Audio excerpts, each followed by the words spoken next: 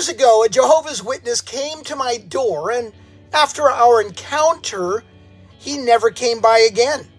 He had been dropping by every now and then, but that day, I had the ultimate plan that would stop him forever, inspired by 2 John 1, 10 through 11.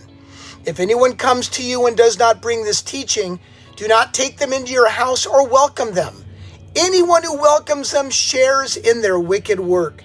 Hey, I'm Pastor Steve with your daily Poke in the Eye devotional. The man at my door invited me to the annual Jehovah's Witness convention. I politely declined, then proceeded to tell him the true gospel.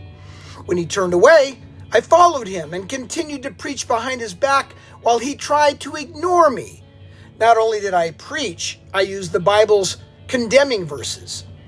You know that it would be better that a millstone be tied around your neck and you be thrown into the sea than to cause these little ones to stumble. He walked to my neighbor's home, knocked on the door, and was going to invite him to the convention too. But before he said a word, I introduced myself by saying, "Hi, I'm Steve, your neighbor.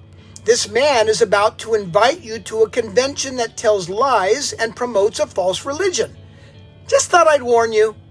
Then I turned to my JW friend and said with a smile, "Okay, you can go ahead and invite him." Needless to say, with his confidence completely sapped, he weakly handed out the invitation, then turned away, dejected. Still following him, I preached hellfire and brimstone. In exasperation, he turned back and asked why I was doing this. If a terrorist came onto your block and started gunning your neighbors down with his machine gun, I replied, wouldn't you do everything in your power to stop him, to save lives? How much more a spiritual terrorist like yourself spreading false teachings that would send people to hell, which you do not believe in, for eternity? Mr. JW left my neighborhood never to return. In fact, no Jehovah's Witness ever stepped foot on my property or the adjacent properties again.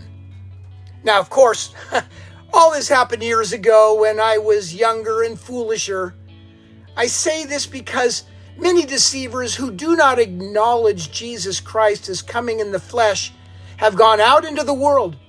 Any such person is the deceiver and the Antichrist. 2 John 1:7. Now, I would never recommend that any of y'all reading this or watching this should follow my example. I'm Pastor Steve of Solid Rock Bible Church, jc.org. I hope this eye poke helps you to see God a little more clearly today.